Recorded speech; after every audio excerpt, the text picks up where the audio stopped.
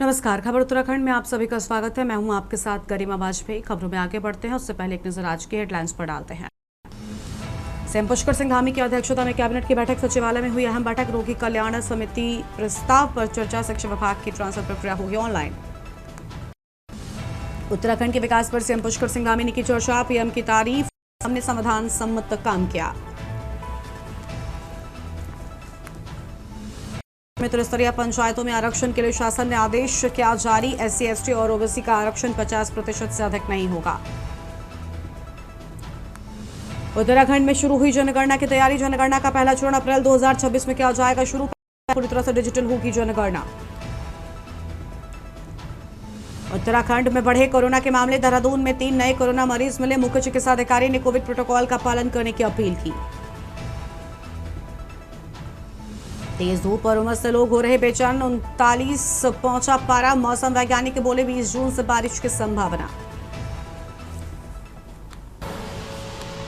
आप रहे हैं की न्यूज़, खबरों का सारथी। रुक लेते हैं खबरों की ओर। देहरादून से बड़ी खबर आपको बताते हैं, जहां पर धामी कैबिनेट बैठक 6 अहम प्रस्तावों पर मोहर लगी है। कृषि क्षेत्र को बड़ा समर्थन। सचिव व मुख्यमंत्री शैलेश गोली ने दी जानकारी। कृषि और कृषि कल्याण विभाग में 40 पद सृजित। बागेश्वर निरीक्षण के लिए 18 नए पद स्वीकृत। हाईकोर्ट के निर्देश पर कार्रवाई। बाढ़ नियंत्रण को लेकर 5 निर्माण कार्यों को मंजूरी। आसान बैराज से भट्टाफॉल तक सुरक्षा। पीडब्ल्यूडी के 5 गेस्ट हाउस होंगे पीपीपी मोड पर। कैबिनेट ने मोनेटाइजेशन को दी हरी झंडी। बाल विकास के लिए नियमावली मंजूर की गई। आबकारी सेस उपयोग की नियमावली को भी मंजूरी मिलने की बात सामने आई है। ये बड़ी जानकारी आपको हम बता रहे हैं।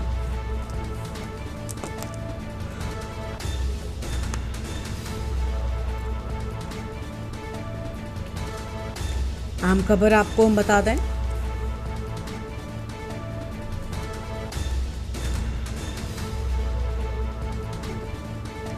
आसान बैराज से हटाने के बाद पीडब्ल्यूडी के 5 गेस्ट हाउस होंगे पीपीपी मोड पर।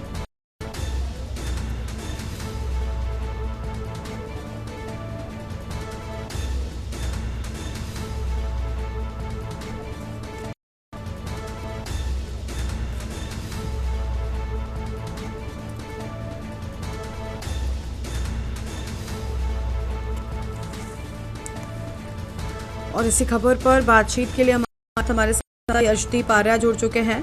यशदीप, पूरी जानकारी क्या है? कई अहम प्रस्तावों को मंजूरी मिलने की बात सामने आई है।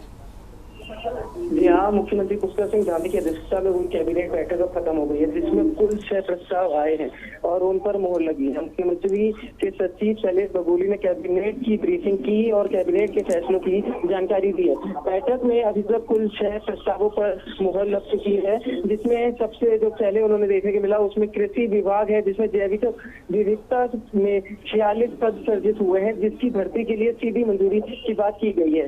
वहीं जो दूसरा वो है खनन विभाग में बागेश्वर में 18 पद बढ़ाने पर भी सहमति बनी है। और उसी के साथ साथ तीसरा मत है वो है सिंचाई विभाग में 53 किलोमीटर उत्तराखंड बाढ़ मैदान परिषद में देहरादून को फ्लड को लेकर एसटीपी का निर्माण कार्य रूप में निर्माण कार्य एलिवेटेड कॉरिडोर को बनाने के लिए भी अनुमति दी गई है। एक साथ नियोजन विभाग में पीडब्ल्यूडी विभाग के गेस्ट हाउस को पीपीपी मोड पर चलाया जाएगा। साथ साथ शिक्षा एवं स्वास्थ्य विभाग में 22 पैरामेडिकल कोर्सेज के पाठ्यक्रम और पंजीकरण बनाने की अनुमति भी दी गई है, जिसका नाम उत्तराखंड राज्य संबंध और स्वास्थ्य लेखक प्रबंधक होगा। इसके बाद जो आखिरी और छठा पद पर बात हुई है वो अधिनियम के तहत महिला एवं बाल विकास को दिए जाने वाले 1% सेब को इस्तेमाल करने और नियमावली क्यों बनाई गई है। जी बहुत शुक्रिया आपका यशदीप, हमारे साथ जुड़ने के लिए। अहम जानकारी के लिए 6 प्रस्तावों पर मोहर लगने की बात सामने आई है। खनन निरीक्षण को लेकर अहम खबर। हाईकोर्ट के निर्देश पर कार्रवाई। बड़ी जानकारी आपको हम बता रहे हैं। बाढ़ को लेकर 5 निर्माण कार्यों को मंजूरी। अगली खबर पौड़ी से है, जहां पर जिले के कलजिखाल ब्लॉक की मड़ियारसों पट्टी इन दिनों भीषण पेयजल संकट से जूझ रही है। भीषण स्थानीय ग्रामीणों के साथ साथ गर्मियों की छुट्टियों में गांव लौटे प्रवासी लोग भी पानी की किल्लत से परेशान हैं। गांव-गांव में लोग पीने के पानी के लिए दर दर भटकने को मजबूर हैं। इसी संकट नजर आज क्षेत्रीय विधायक राजकुमार पुरी ने क्षेत्र का भ्रमण कर चिनवाड़ी टांडा पेयजल योजना का निरीक्षण किया। दौरान उन्होंने पाया कि योजना के क्षतिग्रस्त होने के कारण आधा पानी बीच रास्ते में ही व्यर्थ बह जा रहा है।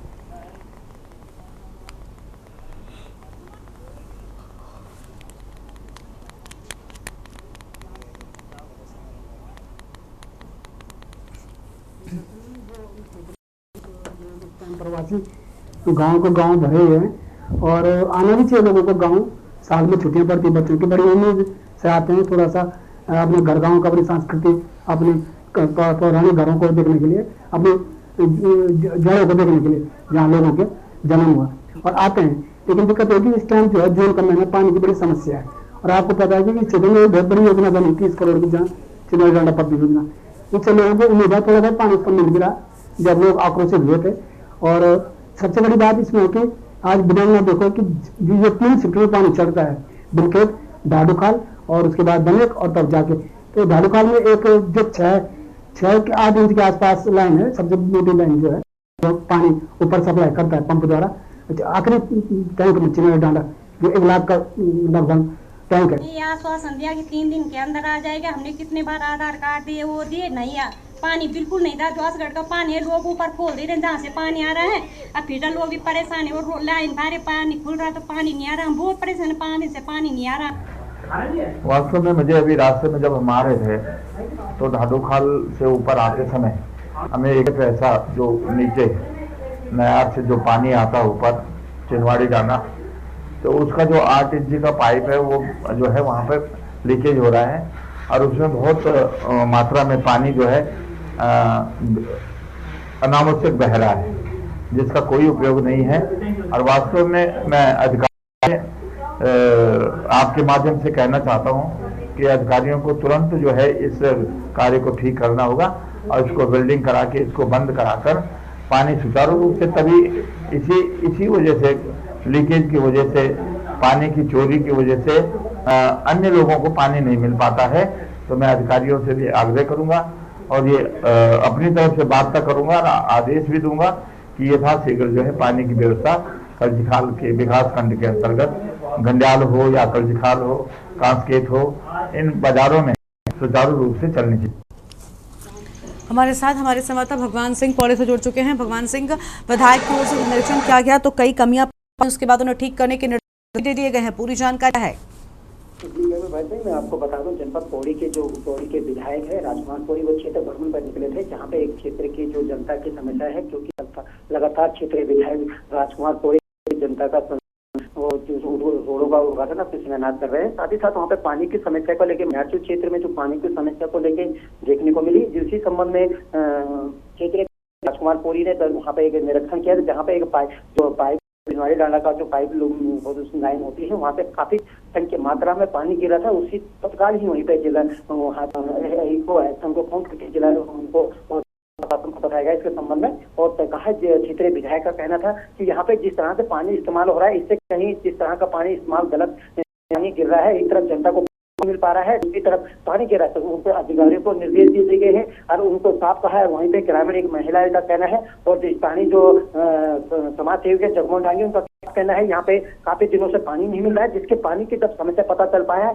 कि यहाँ पे पानी का जो एक पाइप हो रहा है, जिसके कारण से स्थानीय जनता को पानी नहीं मिल पा रहा है। और साथ ही साथ क्षेत्रीय विधायक ने अधिकारियों को निर्देश दिए है कि 2 या 3 दिन के अंदर अंदर पानी नहीं आता है और जो अधिकारी लापरवाही देखने को मिलेगी उनके खिलाफ कानूनी कार्रवाई की जाएगी प्रशासन के द्वारा। क्षेत्रीय जनप्रतिनिधि, क्योंकि उनका साफ कहना है, मैं एक क्षेत्रीय और मैं यही चाहता हूं कि जनता के हित को ध्यान दिया जाए और जनता को कहीं पर भी परेशानी ना देखने को मिले। बहुत शुक्रिया आपका भगवान सिंह हमारे साथ के लिए, अहम जानकारी के लिए। तो ये बड़ी खबर आपको बता दें, विधायक ने 3 दिन में जल समस्या के समाधान के निर्देश दे दिए हैं। औरों को मिला है, इनको नहीं। चिनवाड़ी टांडा वाली जो लाइन है पानी हरिद्वार में बाघ से लीची तोड़ने का आरोप इंसानियत पर धब्बा बन गया। ने कानून हाथ में लेकर तालिबानी सजा दे दी है। मंगलौर में लीची चोरी के युवक को पेड़ से बांधकर बड़ी बेरहमी से पीटा गया। अमानवीयता की सारी हदें भी पार कर दी गई। युवक अपनी बेगुनाही चीख चीख कर बयान करता रहा, लेकिन बेरहम लोग पेड़ से बंधे युवक की पिटाई करते रहे। गालियों और लात गुस्से से उसकी पिटाई की गई। हद तो तब हो गई जब कुछ युवक पिटाई का वीडियो बनाते रहे और इस वीडियो को वायरल भी कर दिया गया। पिटाई के बाद दोनों पक्षों में जमकर विवाद हुआ। मौके पर पहुंची मंगलौर पुलिस ने जांच शुरू की। दोनों पक्षों के तहत पर मामला दर्ज हो गया है।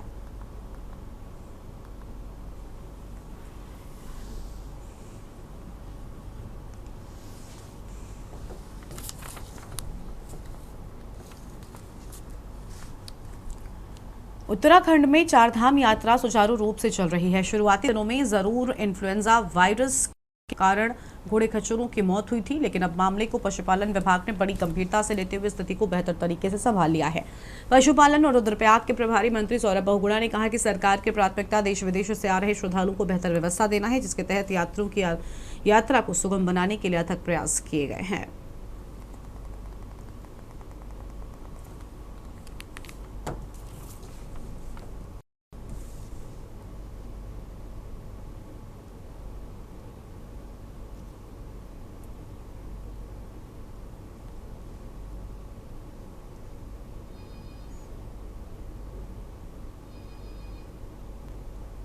यात्रा जो है बाबा की यात्रा, बाबा बद्री विशाल की यात्रा है, गंगोत्री धाम और हमारे हेमकुंड साहिब, ये पांचों जो हमारे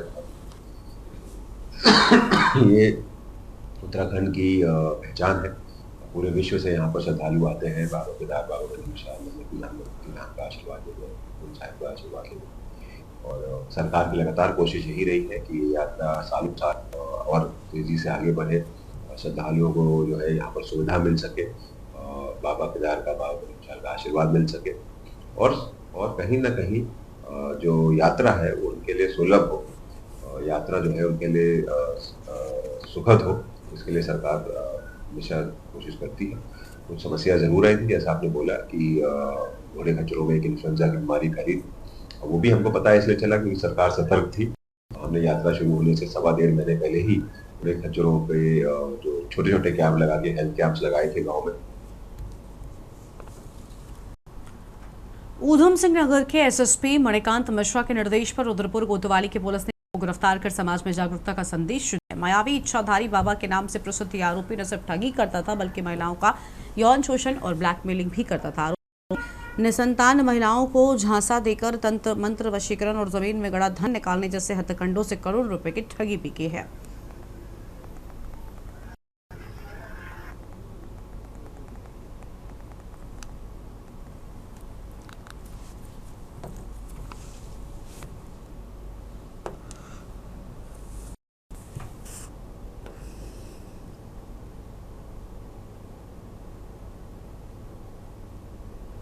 ये मामला कोतवाली का है। हमें एक महिला की तहरीर प्राप्त हुई, उसमें उसने एक व्यक्ति जिसका नाम राम भक्त है, ये अपने आप को बाबा कहता है, इसके विरुद्ध एक प्रार्थना पत्र दिया था जिसमें बलात्कार की शिकायत हमें मिली थी। इसमें हमने कार्रवाई करते हुए मुकदमा पंजीकृत किया गया है बीएनएस की धाराओं में, और मुकदमा करने बाद से हम इसकी लगातार दबिश दे रहे थे, इसकी खोज कर रहे थे। कल हमने इसको गिरफ्तार कर लिया है। आज इसको माननीय न्यायालय के समक्ष पेश है और संज्ञान में ये भी आया है, इसकी गिरफ्तारी के बाद पूछताछ करने पता लगा है कि यह एक फ्रॉड है और धोखेबाज है और इसने कई लोगों से पैसे भी लिए हैं और बहुत लोगों को अपने मायर के जाल में फंसाकर इसने काफ़ी लोगों से संपत्ति जो है अर्जित करी। इसकी जांच की जाए। देखिए, ये विवेचना का हिस्सा है। अगर इसमें हमें पर्याप्त साक्ष्य मिलेंगे तो उसमें लक्सर में इन दिनों गर्मी ने 3rd डिग्री का रूप धारण कर लिया है। सूरज सुबह निकलते ही आग बरसाने लगता है और सुबह 10 बजे के बाद प्रचंड गर्मी का असर हर ओर दिखाई देता है। इस भीषण गर्मी के चलते खेती किसानी के काम लगभग ठप पड़ गए हैं। बाजारों में भी दोपहर के वक्त सन्नाटा छाया रहता है। किसान और मजदूर धूप से बचने के लिए खेतों में जाना बंद हो चुके हैं। गर्मी से राहत पाने के लिए लोग तरह तरह के उपाय अपना रहे हैं। कोई गन्ने का रस पीकर तो कोई फलाहार लेकर राहत तलाश कर रहा है। वहीं कई लोग ट्यूबवेल के ठंडे पानी में नहाकर गर्मी से बचने की कोशिश कर रहे हैं।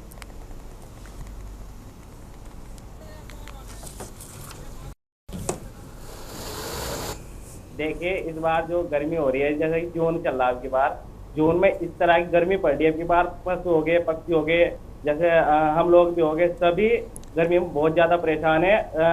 गर्मी में एसी भी बहुत नहीं काम कर पा रही और लोग बाग खेतों में भी काम कर रहे हैं, लेकिन खेतों में काम करने नहीं आ रहा। जो किसान लोग हैं उन पर भी खेतों में काम नहीं हो पा रहा। पेड़ में बैठ के, पेड़ के नीचे बैठ के छांव में वो आराम कर रहे हैं। और गर्मी इतनी बेतबाद पड़ी कि अगले महीना तो आने वाला ऐसा है, उसमें तो बाहर निकला ही नहीं जाने का। पंखे भी बहुत गर्म गर्म हवा दे रहे हैं। डोईवाला में परवादून बार एसोसिएशन के चुनाव को लेकर अधिवक्ताओं में खासा उत्साह देखा जा रहा है। चुनाव के लिए नामांकन पत्रों की दाखिले का आज अंतिम दिन रहा। कल से शुरू हुई नामांकन प्रक्रिया आज भी जारी रही है, जिसके तहत कई अधिवक्ताओं ने अपने नामांकन पत्र दाखिल किए। इस बार चुनाव में 71 अधिवक्ता सदस्य अपने मताधिकार का प्रयोग करेंगे और नई कार्यकारिणी का गठन किया जाएगा।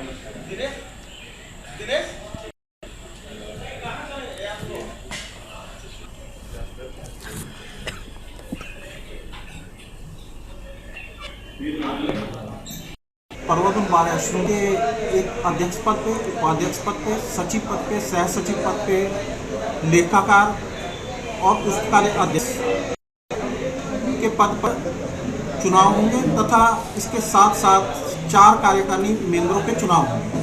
10 तारीख से चुनावी प्रक्रिया शुरू की गई थी, जिस 10 तारीख को और 11 तारीख को जो नामांकन पत्र विक्रय को जमा करने का समय था।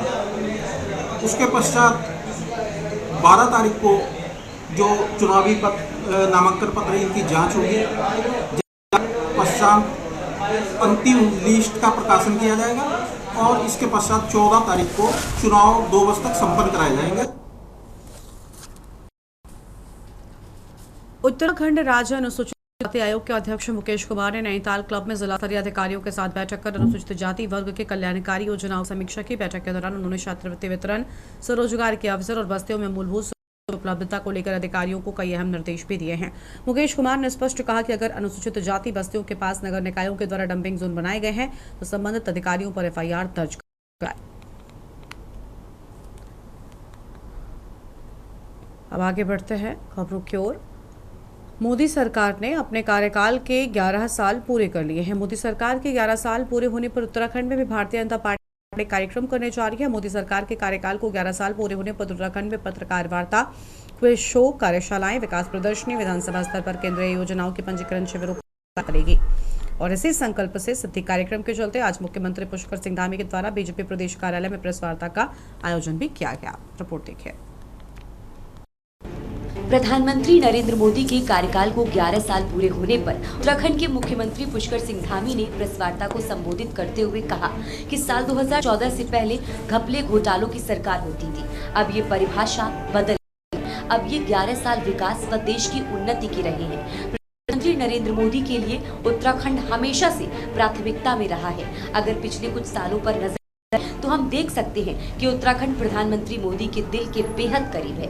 आइए देखते हैं वो खास तारीखें जब प्रधानमंत्री मोदी देवभूमि की मिट्टी से जुड़े रहे। पीएम ने 5 नवंबर 2021 को केदारनाथ में विभिन्न विकास कार्यों के साथ ही आदि गुरु शंकराचार्य की मूर्ति लोकार्पित करने से लेकर साल 2021-22 के विधानसभा चुनावों और 23 मार्च 2022 को मुख्यमंत्री शपथ ग्रहण में उनकी उपस्थिति राज्य के प्रति उनकी प्रतिबद्धता दर्शाती है।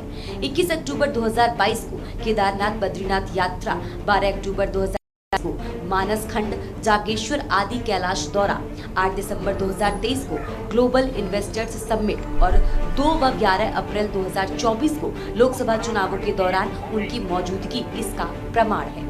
28 2025 को राष्ट्रीय खेलों में उनकी भागीदारी ने खेलों को बढ़ावा दिया है। ये सभी यात्राएं दिखाती हैं कि उत्तराखंड उनकी प्राथमिकता में है और वे इसे व आध्यात्मिकता का केंद्र बनाने के लिए प्रतिबद्ध हैं। इन तमाम दौरों में उत्तराखंड को हजारों करोड़ विकास की सौगात दी है। साथियों, उत्तराखंड की ये भूमि, हमारी ये देवभूमि आध्यात्मिक ऊर्जा से ओतप्रोत है। 4 धाम और अनंत तीर्थों का आशीर्वाद, जीवनदायिनी मां गंगा का ये शीतकालीन गद्दी स्थल आज एक बार फिर यहां आकर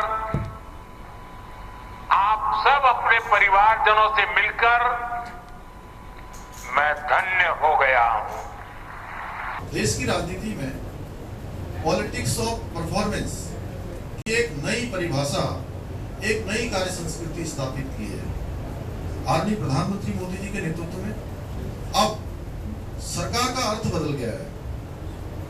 अब सरकार रिफॉर्म, परफॉर्म एंड ट्रांसफॉर्म की भावना से चालित होती है, जिसमें जन भागीदारी शासन की आत्मा बन चुकी है। 2014 से पहले का भारत हम सबके स्मरण में होगा। तो बहुत छोटे होंगे आप में से जिनकी आयु 10 साल के आसपास की होगी, तो 2014 में जो 10 साल के होंगे अब वो कितने के हो गए? 25 के 10 साल के बाद बहुत सारी जानकारियां नहीं होती है।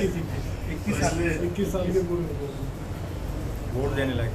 हाँ, इसमें से बहुत सारे ऐसे भी होंगे हमारे नवयुवक जिन्होंने पहले की सरकारों का बहुत अच्छे प्रकार से विश्लेषण नहीं किया होगा। तो मैं आपके सामने इसलिए रख रहा हूँ। वहीं कांग्रेस ने पीएम मोदी के बतौर प्रधानमंत्री 11 सालों में बड़े बड़े वादों को खोखले दावों में बदलकर मोदी सरकार ने देश की ऐसी दुर्दशा की कि अच्छे दिन की बात अब एक डरावनी की तरह लगती है। सालाना 2 करोड़ नौकरियां, किसान की आय दोगुनी, महिला आरक्षण, महिला सुरक्षा, अर्थव्यवस्था, महंगाई की पराकाष्ठा, बेरोजगारी की आदि शामिल है। वहीं बीजेपी ने प्रधानमंत्री नरेंद्र मोदी के 11 साल पूरे होने पर कांग्रेस के सवाल पर पलटवार किया है। उन्होंने कहा, बीते 11 साल भारत के अमृत काल के रहे हैं। भारतीय जनता पार्टी मोदी सरकार 3 की पहली सालगिरह को लेकर देश भर में संकल्प से सिद्धि के तहत अलग अलग कार्यक्रम कर रही है। सरकार के स्तर पर भी 1 साल पूरा होने को लेकर कार्यक्रम किए जा रहे हैं। साल 2047 तक विकसित भारत का रोड मैप आदि बातें रखी जा रही हैं। एक फेलियर जब हो जाता है किसी का, तो उसके जो चेले चपाटे होते हैं वो जोर जोर से कहते हैं कि हम सफल हैं, सफल। शुरुआत हुई थी 2 करोड़ लोगों को रोजगार देने से। कितने लोगों को रोजगार मिला? काला धन लाने की बात कही थी, वो काला धन क्या देश में आ गया ही नहीं? 11 साल। स्विस बैंक के खातों की डिटेल्स देने की बात कही थी नरेंद्र मोदी और उनकी पार्टी ने।